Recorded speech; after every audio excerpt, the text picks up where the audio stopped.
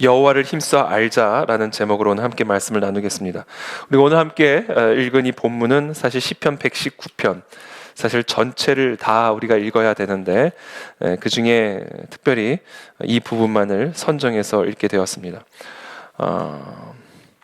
지금 오늘 이 시편의 기자는 사실은 시편 119편 전체에 걸쳐서 계속해서 반복적으로 고백하고 또 고백하고 있는 내용이 있습니다. 그것은 바로 내가 주의 법도를 기억하겠습니다. 내가 주의 법도들만을 찾나이다. 나는 주의 증거들만을 생각하겠나이다. 내가 주의 법을 어찌 그리 사랑하는지요. 주의 계명들이 항상 나와 함께하므로 내가 주의 증거들을 늘 읊조림으로 99절에 또 100절에 주의 법도들을 지킴으로 나의 명철함이 노인보다 나으니라. 101절에 내가 주의 말씀을 지키려고 102절에 내가 주의 규례들에서 떠나지 아니하였나이다. 105절에 주의 말씀은 내 발의 등이요 내 길의 빛이니이다. 106절에 주의 의로운 규례들을 지키고 맹세하고 굳게 정하였나이다. 나의 고난이 매우 심하오니 여호와여 주의 말씀대로 나를 살아나게 하소서. 109절에 나의 생명이 항상 위기에 있사오나 나는 주의 법을 잊지 아니하나이다. 110절에 나는 주의 법도들에서 떠나지 아니하였나이다. 계속해서 반복적으로 이야기하고 있는 고백이죠. 내가 주의 규례를 떠나지 않겠나이다.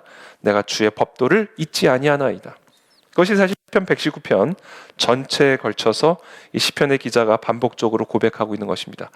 제가 이 말씀을 오늘 묵상하는 가운데 도대체 주의 규례 안에 무엇이 있길래 이 환난 가운데, 이 고난 가운데 이 시편의 기자는 주의 법도들만을 찾았다. 주의 증거들만을 생각하겠나이다. 내가 주의 법을 어찌 그리 사랑하는지요. 왜 이와 같은 고백만을 연거푸 하는 것일까? 도대체 주의 규례 안에 무엇이 있길래, 주의 법도 안에 무엇이 있길래, 주의 말씀과 계명 안에 도대체 무엇이 담겨 있길래 이 시편의 기자는 이 환난과 위기 속에서 그토록 주의 규례만을, 주의 계명만을 찾고 있는 것일까? 그 안에 하나님을 아는 지식이 있기 때문에 그렇습니다. 그 안에 하나님이 누구신가에 대한 지식이 있기 때문에 이 시편의 기자는 이 환난 가운데, 마귀의 올무 앞에서, 고난 가운데, 위기 속에서 생명이 항상 위기에 있는 이런 상황 속에서 악인들이 자기를 해하려고 지금 올무를 두고 있는 이런 상황 앞에서 오직 하나만 하고 있는 것이죠. 그것은 주의 규례를 묵상하고 사모하고 그 주의 법도를 사모하는 것이다 라는 것이죠. 왜요? 그 안에 하나님을 아는 지식이 담겨져 있기 때문이다 라는 겁니다.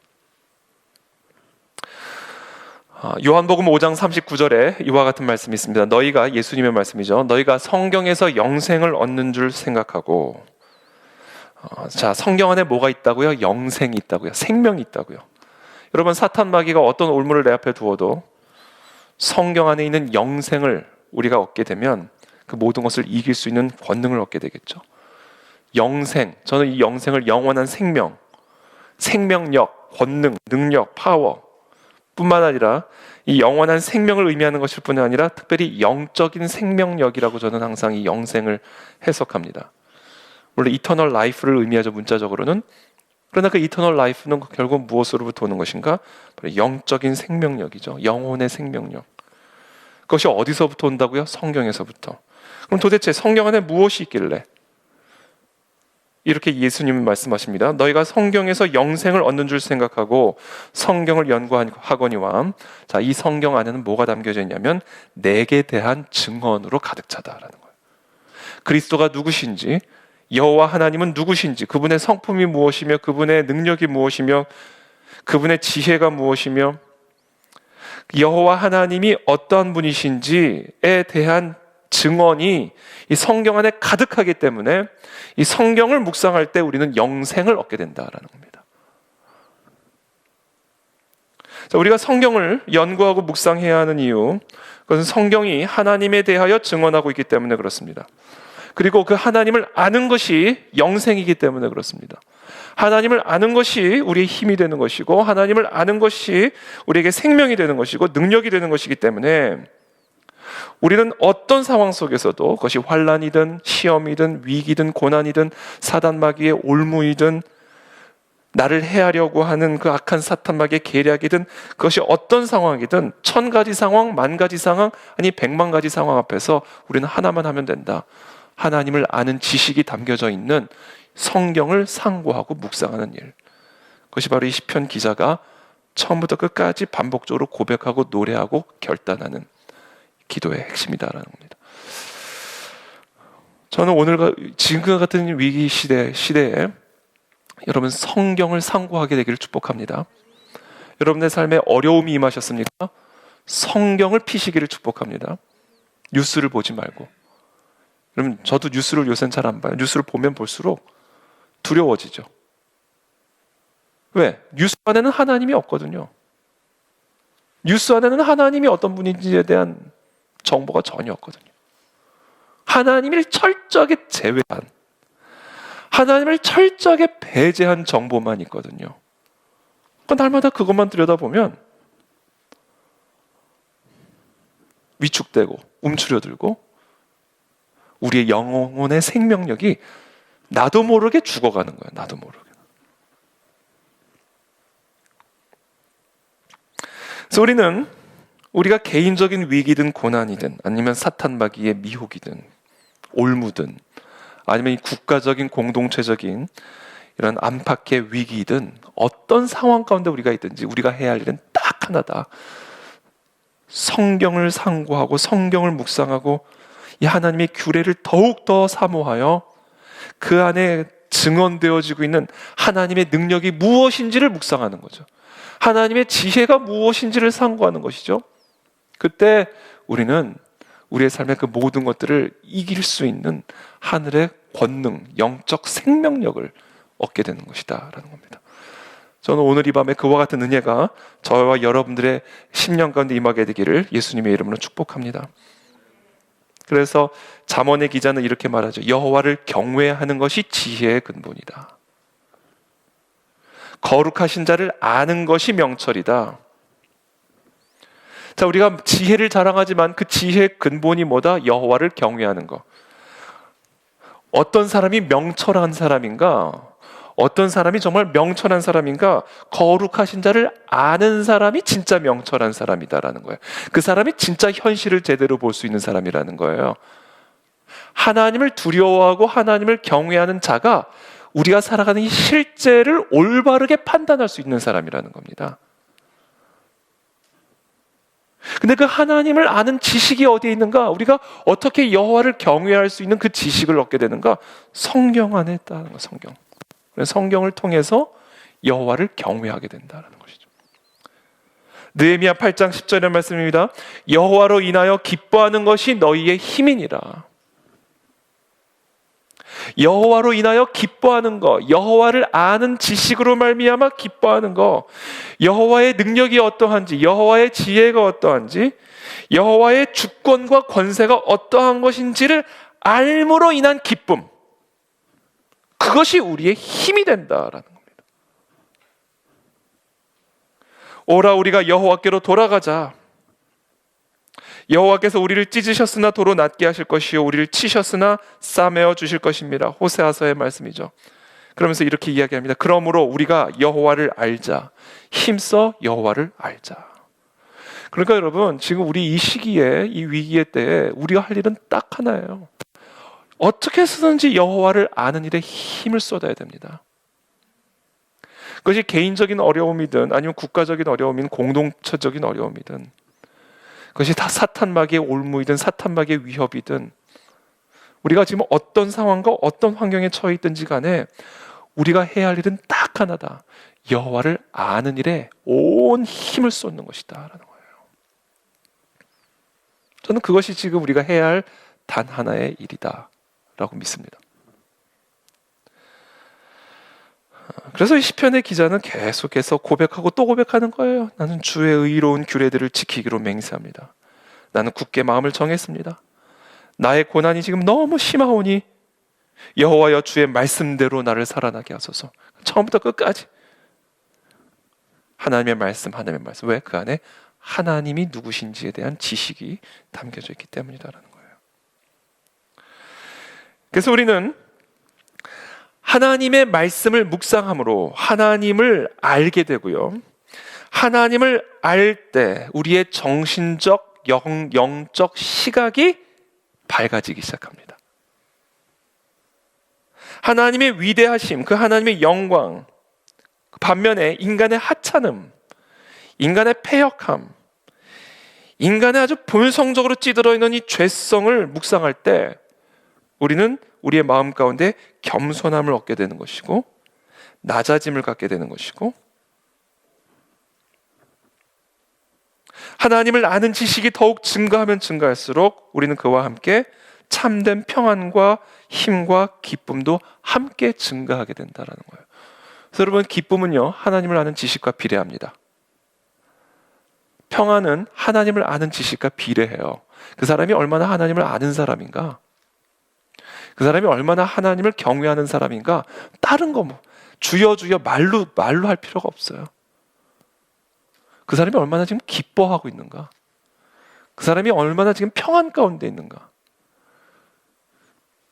그것을 보면 아는 거예요. 그러니까 다른 것으로 우리가 확인할 수 있는 게 아닙니다. 하나님을 아는 자는 정신적, 영적 시각도 밝아지기 때문에 기쁨도 증가하고 평안도 증가하고 감사도 증가하고 겸손도 증가하고 모든 게 증가해진다는 것이죠. 그러니까 우리가 이와 같이 우리의 평안을 누르는 이런 시기 가운데, 우리의 감사함을 억누르는 이런 위기 속에서 우리는 무엇에 힘을 쏟아야 될 것인가? 여호와를 아는 일에 힘을 쓰는 일에 온 전력을 다 쏟아부어야 된다는 거예요. 그때 비로소 우리의 평강의 수위가 올라가기 시작하고 감사와 기쁨의 수위가 올라가기, 이게 우리가 지금 싸워야 할 전쟁입니다. 이게 싸워야 할 전쟁.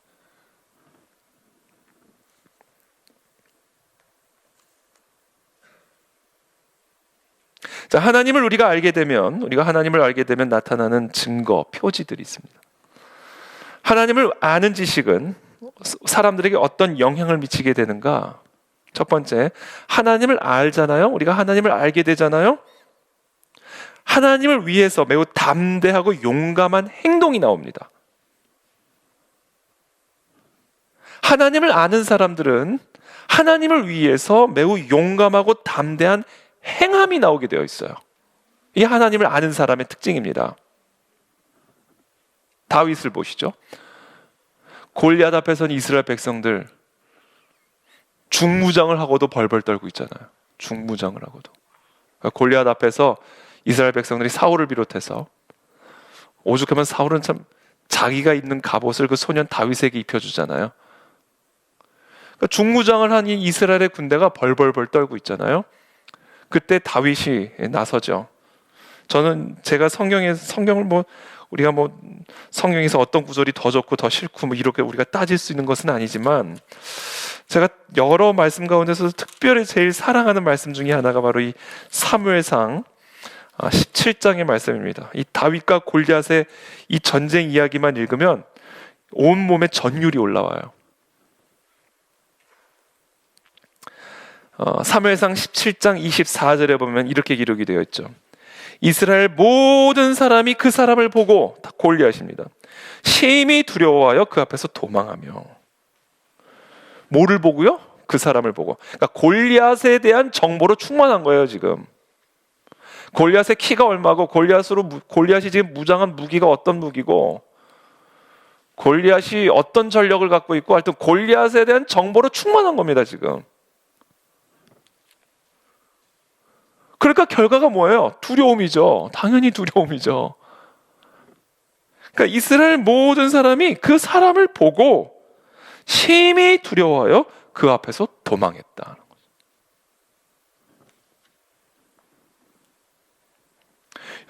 여러분들의 문제를 너무 깊이 묵상하지 않게 되기를 축복합니다.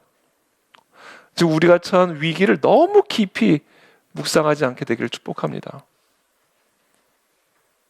베드로가 예수님, 그 물 위를 걷고 계시는 예수님을 봤을 때는 예수님처럼 걸었어요, 물 위를.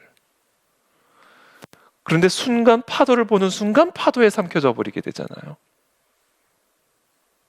우리의 마음과 생각을 파도에게 뺏기면 파도에게 삼켜져 버린다는 거예요. 그러나 우리의 마음과 생각을 하나님이 누구신지에 대해 완전히 빠져버리게 되면 하나님의 권능이 우리 안에 흘러들어오게 된다는 것이죠. 이게 다윗과 이스라엘 백성들의 아주 본질적이고 근본적인 차이예요.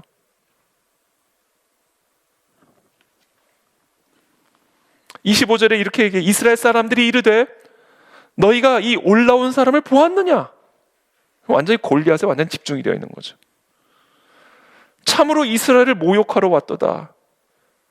그를 죽이는 사람은 왕이 많은 재물로 부하게 하고 그의 딸을 그에게 주고 그 아버지의 집을 이스라엘 중에서 세금을 면제하게 하시리라.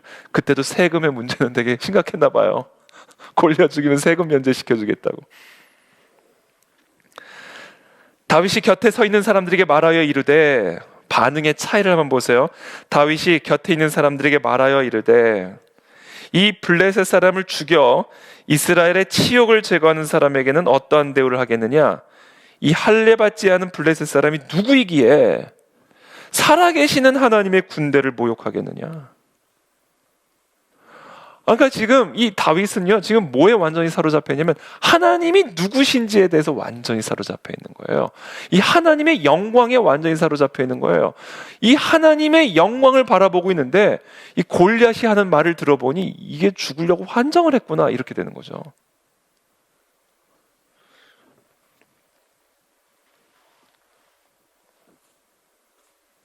그래서 다윗이 사울에게 말을 하는 겁니다. 사무엘상 17장 34절에 다윗이 사울에게 말하되 주의 종이 아버지의 양을 지킬 때에 사자나 곰이 와서 양떼에서 새끼를 물어가면 내가 따라가서 그것을 치고 그 입에서 새끼를 건져내었고 그것이 일어나 나를 해하고자 하면 내가 그 수염을 잡고 그것을 쳐 죽였나이다.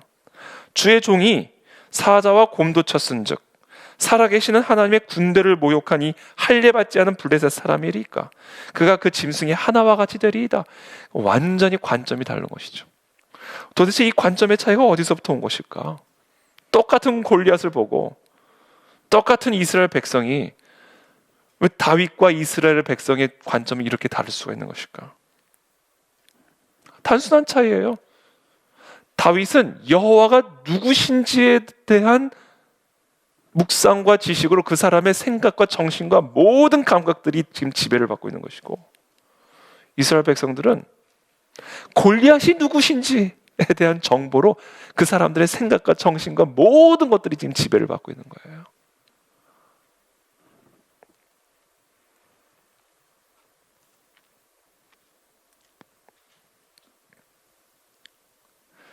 그래서 우리가 하나님을 알게 되잖아요. 하나님이 누구신지를 알게 되면요, 하나님을 위해서 매우 담대하고 용감한 행동들이 나오게 됩니다. 그래서 오늘 시간 축복합니다. 여러분들의 문제로부터 여러분들의 시선을 끊어내시고 이 시간 여호와 하나님이 누구신지에 대해서 우리의 모든 정신과 감각과 마음과 모든 심령 세포 하나하나가 다스려지고 지배받는 은혜가 있게 되기를 축복합니다. 그것을 가능케 하는 것이 성경을 묵상하는 일이다. 하나님의 규례를 사모하는 거예요. 10,000가지의 공격이 오면 딱 하나만 하면 돼요. 10,000,000가지의 공격이 와도 우리가 할 일은 단 하나. 성경 안에 기록된 하나님은 누구신지에 대해서 묵상함으로 그 하나님의 전능하신 능력과 주권과 지혜와 성품이 나의 모든 생각을 완전히 다스려서 그 하나님이 주시는 참된 권능과 평강을 소유할 수 있게 된다는 것이죠. 이것이 바로 다윗의 모습이다. 이게 하나님을 아는 사람들에게서 나타나는 표지예요. 그러니까 그냥 딴 거를 볼 필요가 없는 거죠. 내가 하나님을 정말 얼마나 알고 있는가? 여러분, 그게 궁금하세요? 그러면 골리앗 앞에 서 있는 내가 지금 어떤 모습을 보이고 있는지를 확인해 보시면 됩니다. 그러면 내가 지금 하나님을 얼마나 알고 있는가? 답이 나오는 것이죠. 딴 거로 확인할 필요가 없는 거예요. 두 번째, 하나님을 아는 사람들에게서는 무엇이 나타나는가? 하나님을 아는 사람들은요, 하나님의 주권을 인정합니다. 그래서 골리앗 앞에서도 두려움이 없는 거예요. 왜? 하나님의 주권을 인정하기 때문에. 노예로 팔려가서도 상처가 되지 않는 거예요. 왜? 하나님의 주권을 인정하기 때문에. 어떤 좌절과 어떤 절망과 어떤 고통과 어떤 위기 앞에서도 낭망하거나 절망하지 않는 거예요. 왜? 모든 게 다 하나님의 손 안에서 선을 이룰 거니까. 공중에 나는 새 한 마리도 하나님이 허락하지 않으면 떨어질 수가 없는데, 온 하늘과 땅의 모든 권세를 하나님이 갖고 계시고 하나님 외에는 다른 이가 없는데, 주신 이도 하나님이시오 가져가신 분도 하나님이시라면 우리는 범사에 하나님의 주권을 인정하게 되는 것이죠. 그리고 그 모든 것들을 통하여 결국은 하나님이 선을 이루실 것이고 결국에는 하나님이 승리하실 것이고, 그래서 결국에는 하나님 되심만이 드러나 우리의 예배를 받게 될 것이고 경배를 받게 될 것이고, 그것을 인정하게 된다라는 겁니다. 뭐를 하면요? 하나님이 누구신지를 알게 되면.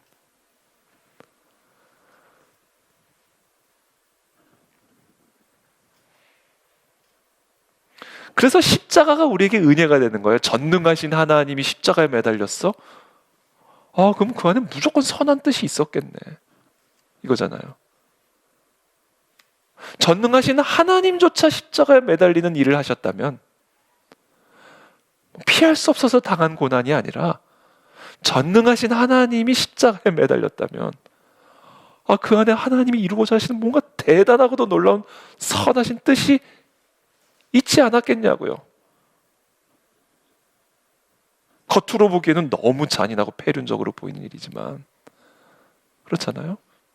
그러니까 지금 우리의 삶 속에 또는 이 땅 가운데 지금 어떤 정말 납득할 수 없고 이해할 수 없고 정말 우리로 하여금 패배감에 쩌들게 만들고 절망감에 쩌들게 만들고 완전한 낭만 가운데 빠져들 수밖에 없게 만드는 그런 상황이라 할지라도 온 하늘과 땅의 모든 권세를 가지신 여호와 하나님의 주권이 나의 삶과 함께하고 있다는 것을 보기 시작하게 되면, 그 시각이 열리기 시작하게 되면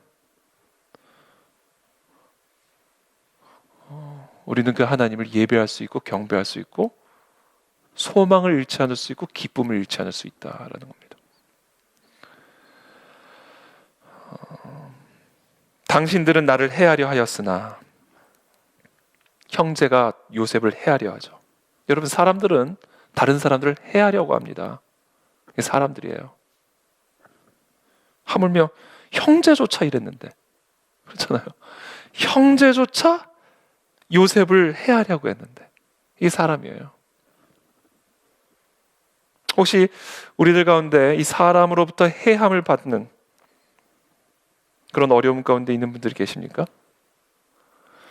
요셉은요, 자신의 형제들로부터 해함을 받은 사람이었죠. 얼마나 글쎄요, 요셉의 마음에 얼마나 복수심이 있었을까? 복수심이 있긴 있었던 것 같아요. 그 과정을 보면.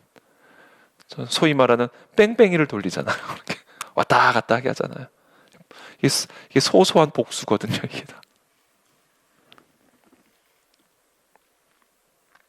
그런데 그걸 이겨내잖아요, 결국에는. 극복해내잖아요. 사람들로 받은 상처는 사실은 쉽게 해결이 되지 않는데 그것을 극복하잖아요. 어떻게 극복할 수 있었는가? 고백이요. 요셉의 고백입니다. 당신들은 나를 해하려 하였으나 하나님은 그것을 선으로 바꾸사 오늘과 같이 많은 백성의 생명을 구원하게 하시려 하셨나니. 마치 하나님의 아들이 십자가에 못 박혀 죽임을 당하는 그런 비참한 고통을 통해서 하나님은 그것을 선으로 바꾸셔서 수많은 사람들을 구원하시는 구원의 길을 여셨듯이, 요셉의 삶의 그 십자가와 같은 그 고난과 고통을 전능하신 하나님은 그것을 선으로 바꾸셔서 수많은 사람들을 구원하는 길, 통로로 삼으셨다라는 거예요. 그래서 여러분, 우리가 하나님을 알게 되잖아요. 하나님을 알게 되면 저와 여러분들의 삶에 어떠한 십자가라 할지라도 하나님이 그것을 결국에는 선으로 바꿀 것을 보게 되고 믿게 됩니다. 그러면서 어떤 일들이 일어나는가? 치유가 일어나기 시작하죠. 왜 우리 안에 상처가 있는지 아세요? 그 안에 어떤 선도 없다고 생각하기 때문에 이게 상처가 되는 거예요. 어떠한 선도 그 안에는 없다. 라고 내가 단정을 지었기 때문에 그 사건이 내게 상처가 되는 겁니다.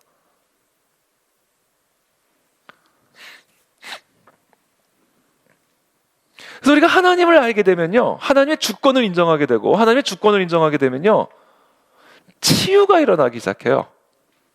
마음에 해석이 일어나기 시작합니다. 해석. 그래서 사람이 따뜻해지기 시작해요. 가시들이 뽑히기 시작합니다. 넉넉해지기 시작하고 포용하기 시작하게 되고. 왜? 그것이 어떤 일이라 할지라도 그 안에는 하나님의 선이 있기 때문에. 저는 그와 같은 은혜가 우리 가운데 일어나게 되기를 축복합니다. 소화가 돼야 돼요. 소화가. 하나님에 대한 복수심을 가지고 살아가는 사람들이 많이 있죠. 하나님에 대한 원망. 그런데 우리는 하나님이 어떠한 분인지를 우리가 깊이 깨닫고 알아가고 상고하면 상고할수록 우리는 그 하나님이 그 어떤 악이라 할지라도, 인간의 눈으로 보기에는 그것이 어떠한 악이라 할지라도 전능하신 하나님의 손 안에서는 그 모든 것이 다 선이 된다는 것을 보게 되기 시작하는 거예요. 그러면서 이제 내 안에 치유들이 일어나게 되는 것이죠. 다른 방법으로 치유가 일어나는 게 아니에요. 그 안에 선이 있음을 발견하게 될 때 치유가 일어나게 되기 시작하는 거예요.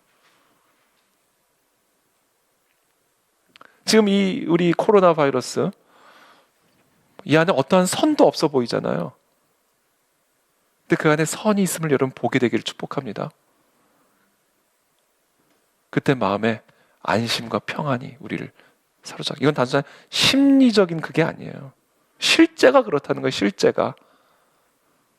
그렇잖아요. 실제가. 다니엘서 2장 20절의 말씀이죠.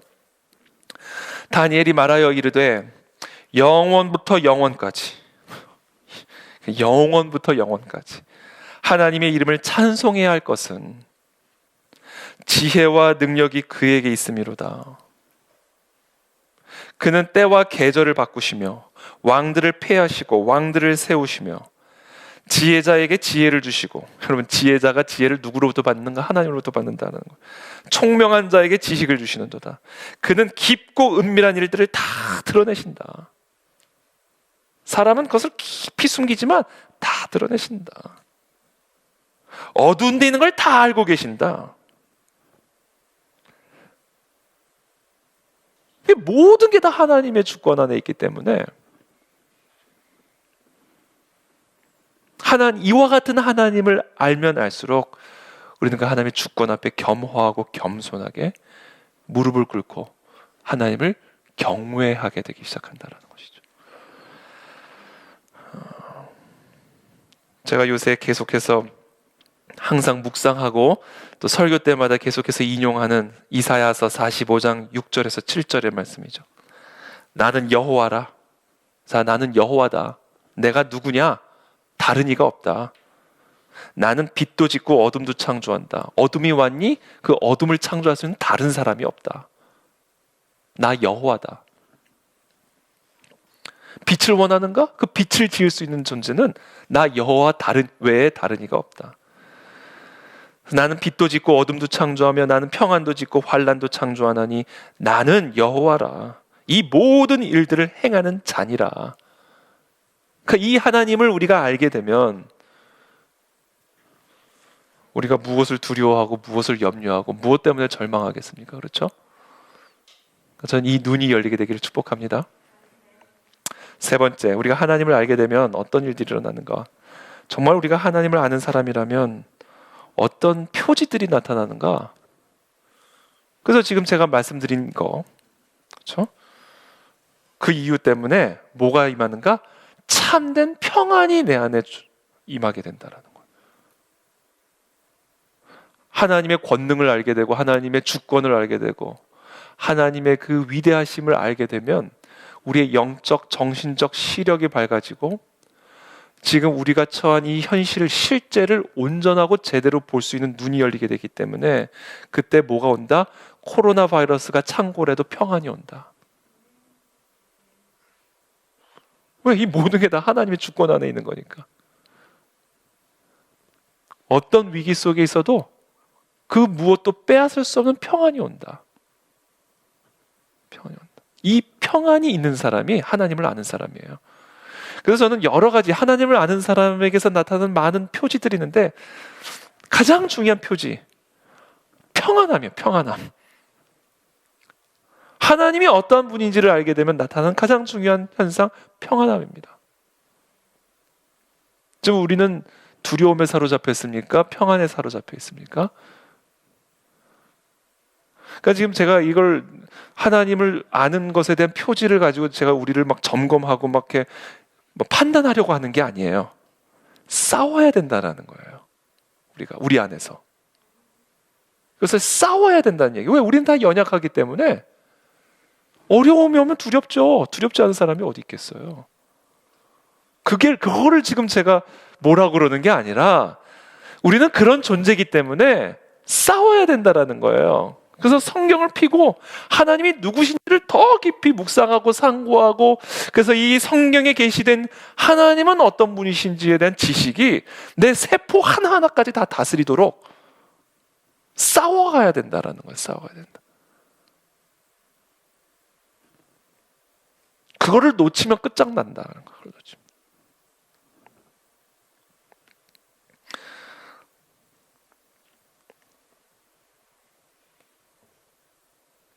그러나 무엇이든지 내게 유익하던 것을 내가 그리스도를 위하여 다 해로 여길 뿐더러. 그러니까 우리가 하나님을 아는 눈이 열리게 되면요, 그동안 내게 유익하던 것이 이게 해롭다는 것을 보게 된다는 거예요. 물론 그것이 실질적으로 해로운 것일 수도 있지만 상대적으로 그리스도를 아는 지식이 너무 유익하기 때문에 그 그리스도를 아는 지식 그 외의 모든 것들이 해롭게 느껴질 만큼, 그리스도를 아는 지식을 빼앗아가는 위협이 느껴질 만큼 그동안 내게 유익했던 것들을 해롭게 보기 시작하는 것이죠. 모든 것을 해로 여김은 모든 것이에요. 모든 것. 모든 것이 다 해롭대요. 그동안 무엇이든지 내게 유익했던 것, 그러나 그것을 내가 그리스도를 위해서 다 해로 여길 뿐 아니라 모든 것을 지금 내가 해로 여기는 그 이유가 있는데, 그것은 내 주 그리스도를 아는 지식이 가장 고상하기 때문이다. 이 그리스도를 아는 지식이 나에게 가져다주는 그 유익을 한번 맛보니까 모든 게 다 해롭다. 모든 게. 뭐가 유익하고 해롭고 이 선별이 아니라 다 해롭다. 다 해롭다. 내가 그를 위하여 모든 것을 잃어버리고, 모든 것이에요. 모든 것. 이게 비교 불가하다는 거죠. 그리스도가 주시는 평안, 그리스도가 주시는 권능, 그리스도가 주시는 기쁨, 그리스도가 주시는 생명은 이 해 아래에 있는 그 어떤 것으로도 대체 불가. 그러니까 그 그리스도를 아는 지식을 한번 내가 맛보니까, 그 그리스도를 아는 지식이 내게 가져다 주는 그 선물을 내가 한번 맛보니까 해 아래에 있는 건 다 배설물이다. 해 아래에 있는 거. 아무것도 필요 없다. 아무것도. 여러분 이걸 믿으십니까? 우리가 이거를 경험할 수 있는 기회를 주신 거예요, 지금. 그것을 맛볼 수 있는 절호의 찬스를 주신 겁니다, 이때. 근데 이 황금 같은 시기를 어디서 뭐 하며 도망 다니냐는 거죠, 지금. 이 황금 같은 시기를.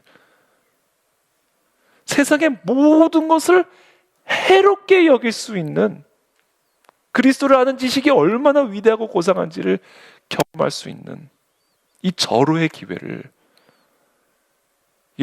놓쳐서는 안 되겠다라는 것이, 놓쳐서.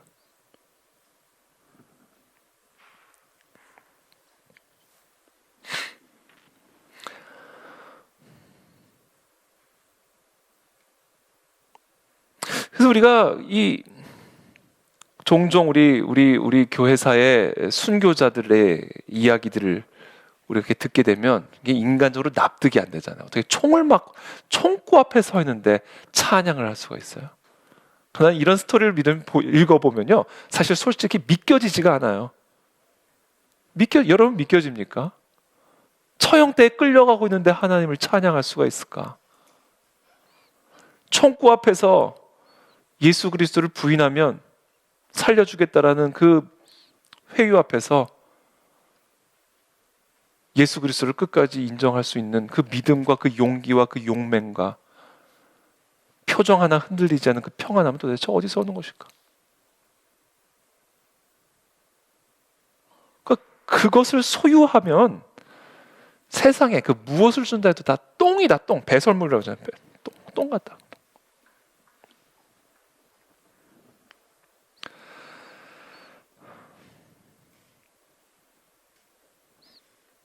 그와 같은 평안을 누릴 수 있는, 그와 같은 만족을 얻을 수 있는 길, 성경 안에 있다. 성경 안에 계시된 하나님은 누구신가를 더 깊이 묵상하고 상고할 때 우리는 그와 같은 평안을 소유하게 된다라는 것이죠. 그러니까 우리가 이 시편의 기자가, 그러니까 시편 119편이 가장 길어요. 시편에서 읽어도 끝이 없습니다. 좋으면서도 너무 길어. 그만큼 길어요. 근데 쭉 읽어보면 똑같은 얘기예요. 환난과 우환이 내게 미쳤으나 주의 계명은 나의 즐거움이니이다. 어디를 읽어도 똑같아요. 어디를 읽어도.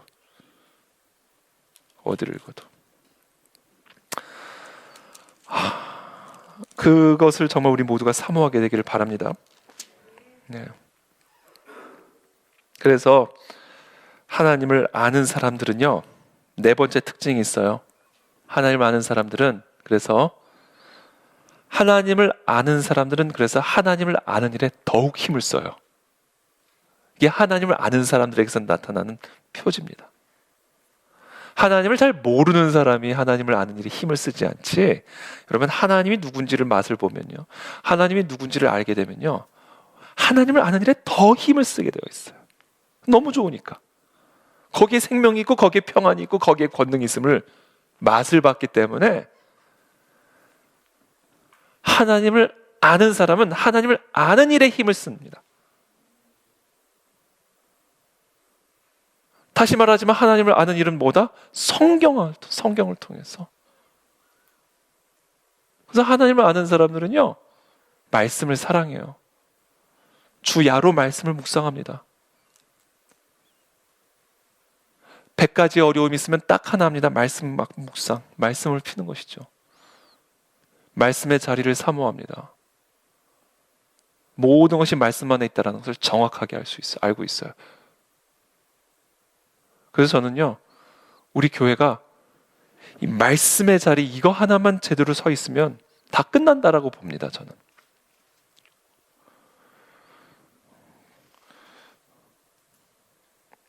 그래서 여러분 축복합니다. 말씀을 펴십시오.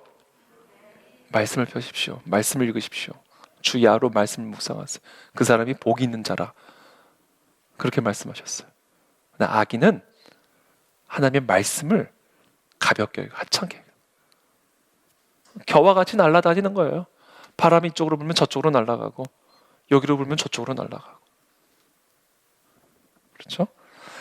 다섯 번째, 하나님을 아는 사람 특징이 있어요. 하나님을 아는 사람은 하나님을 아는 일에 더욱 힘쓸 뿐 아니라, 하나님을 아는 사람은요, 하나님을 알기 때문에 기도에 전념합니다. 기도에. 걱정할 시간에 기도합니다. 그래서 우리 교회 표어 있잖아요.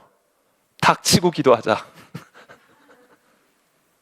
이게 좀 여러분 좀 저속한 표현처럼 느껴질지 모르지만 저한테는 너무 은혜가 돼요. 왜? 우리는 뭔가 자꾸 말을 하고 싶거든요. 뭔가 핑계를 자꾸 대고 싶고, 뭔가 구실을 자꾸 얘기하고 싶고, 뭔가 자꾸 비판하고 싶고, 뭔가 자꾸 따지고 싶고, 뭔가 자꾸 따져보고 싶고, 그냥 입이 근질근질하거든요, 우리들은. 근데 하나님을 아는 사람들은요, 그렇게 따질 때 기도합니다. 그렇게 불평할 때 기도하고, 그렇게 두려워할 때 기도하고요. 여러분들 이렇게 마스크를 딱 하고 있는 게 너무 은혜가 되네요.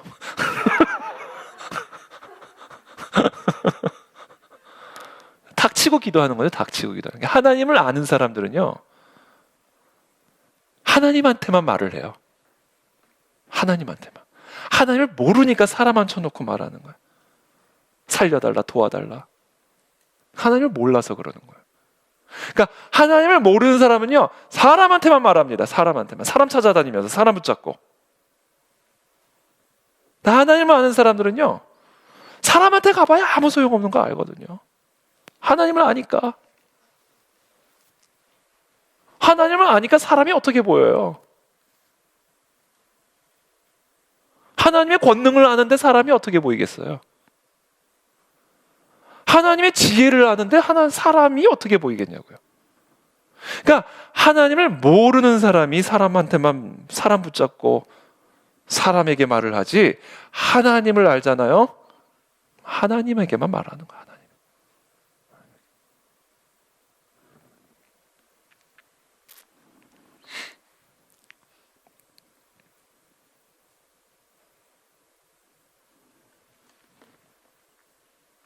일을 행하시는 여호와, 일을 행하시는 분은 여호와예요. 사람이 아닙니다. 일을 행하시는 여호와, 그것을 만들며 성취하시는 여호와, 그의 이름을 여호와라 하는 이가 이와 같이 이르시도다. 너는 내게 부르짖으라. 내가 네게 응답하겠고 네가 알지 못하는 크고 은밀한 일을 네게 보이리라. 일을 행하시는 분은 하나님이세요. 그것을 만들어내고 성취하시는 분도 여호와 하나님이십니다. 그 하나님이 말씀하시는 거예요. 사람 붙잡고 말하지 말고 나한테 부르짖어라. 이게 하나님을 아는 사람이, 하나님을 아는 사람에게서 나타나는 표지다. 기도한 말씀이에요. 그래서 결국 기도한 말씀. 하나님의 말씀을 깊이 묵상하면 할수록 하나님이 어떠한 분인지를 알게 되고, 하나님이 어떠한 분인지를 알기 시작하게 되면 그 하나님께 부르짖고 간구하게 된다는 것이죠. 아주 단순합니다. 마지막으로 하나님을 아는 사람들에게서 나타나는 아주 중요한 마지막 특징이 있어요. 죄를 미워하고 거룩을 추구합니다. 이게 그래서 신앙의 삼위일체예요. 기도, 말씀, 회개. 하나님을 아는 사람에게서 나타나는 표지입니다. 하나님 앞에 서면요, 어떻게 내가 의인 행세를 할 수가 있겠어요? 이사야 보세요. 이사야. 화로다. 하나님의 임재가 성전 안에 충만하니까 화로다. 나 죽었다. 근데 가장 먼저 뜨끔한 게 내 입술. 입술이 막 뜨거워져. 입술이.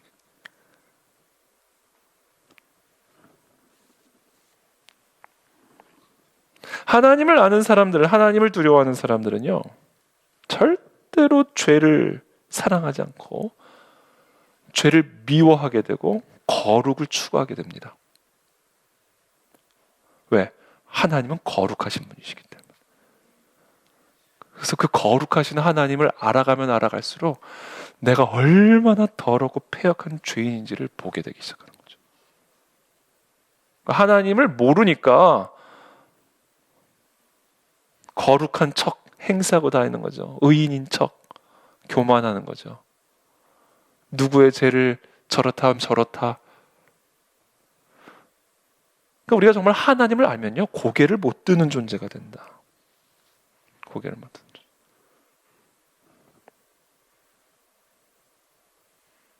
그래서 제가 항상 강조하잖아요. 참회록은 죄인이 쓰는 게 아니라 성자가 쓰는 거라고. 여러분, 죄인이 회고록, 참회록 쓰는 거 보셨습니까? 다 성자가 쓰죠. 성 어거스틴. 그렇죠. 성 어거스틴은 참회록을 보면요, 아니 뭐 이런 것 가지고도 죄책감을 느끼나? 그렇게 보인다니까요. 우리는 힘들잖아요. 내 죄 쓰는 거. 도대체 난 무슨 죄를 졌는지를 모르겠는 거야. 내가 무슨 죄를 졌지? 여러분 한번 참여로 우리 오늘 한번 회개할 거 한번 써볼까요? 뭐를 써야 될지 잘 모르겠어요. 근데 우리가 하나님을 알아가면 알아갈수록 그냥 나 자체가 죄덩어리다. 그냥 호흡하는 것 자체가 죄다. 라는 것처럼 느껴지는 거죠. 그래서 거룩을 추구하게 된다. 거룩을.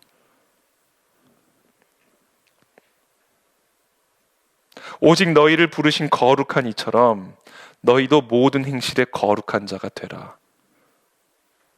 하나님은 모든 행위와 모든 은밀한 일을 선악간에 심판하시리라. 이와 같은 하나님을 아는데 은밀하게 죄를 지을 생각을 할 수가 있을까요? 우리의 모든 행위에 대하여 선악간의 심판을 하신다고 하시는데, 그런 하나님을 정말로 제대로 안다면 선을 행하는 일을 게을리하고 악을 행하는 일에 부지런을 떨 수가 있을까요?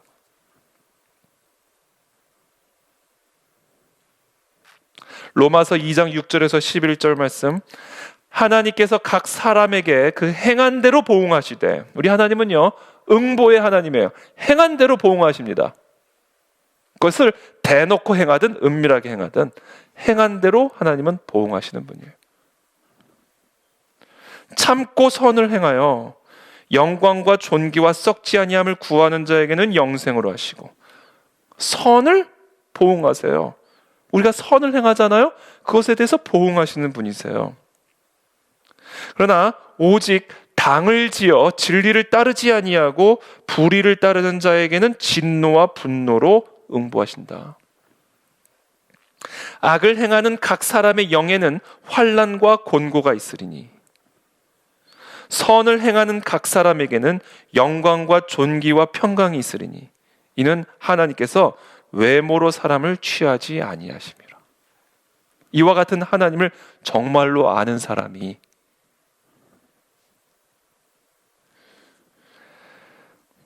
선을 행하기를 게을리하고 악을 행하는 일을 부지런하게 할 수 있을까?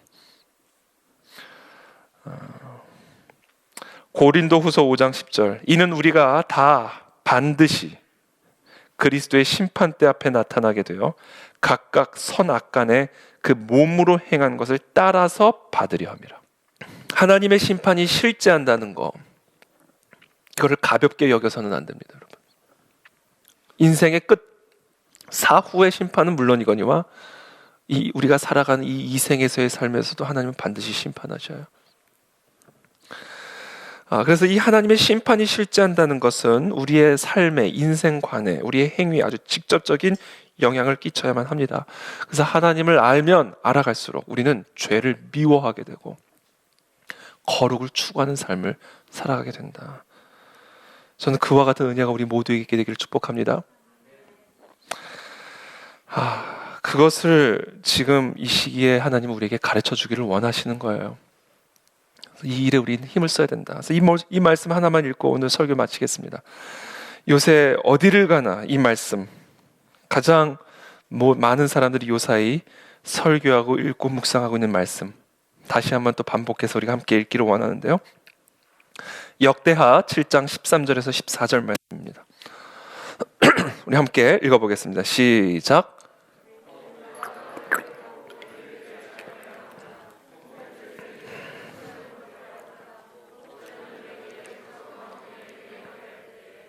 내 이름으로 일컫는 내 백성이 그들의 악한 길에서 떠나 스스로 낮추고 기도하여 내 얼굴을 찾으면 내가 하늘에서 듣고 그들의 죄를 사하고 그들의 땅을 고칠지라.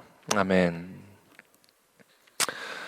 하늘을 닫고 비를 내리지 않고 메뚜기들에게 토산을 먹게 하고 전염병이 유행하게 되는 이 모든 것들 누가 하신다고요? 하나님이 하신다. 내가 한다.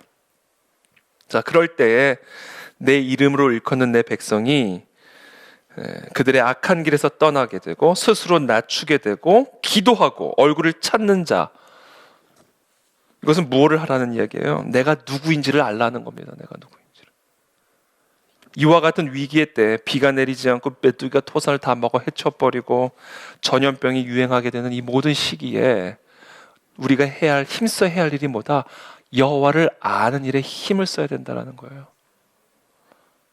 여호와의 주권이 무엇이며 여호와의 권능이 무엇이며 여호와의 거룩함이 무엇이며 여호와 하나님의 하나님 되심이 무엇인지를 아는 일에 힘을 써야 된다는 거예요. 그거를 알고, 그리고 그걸 알게 되면 그와 같은 상황 속에서 우리는 무엇을 하게 될 것이냐면 일단 악한 길에서 떠나게 될 것이고 스스로 낮추게 될 것이고 기도하는 일에 힘을 쓰게 될 것이다. 그리고 그때 하나님은 그 하늘에서 우리의 기도를 들으시고 죄를 사하며 땅을 고치실 것이다 라는 것을 약속하고 계십니다. 그래서 우리 모두 지금 이와 같은 시기에 여호와를 아는 일에 더욱 힘을 쓰는 그런 은혜가 있게 되기를 예수님의 이름으로 축복합니다.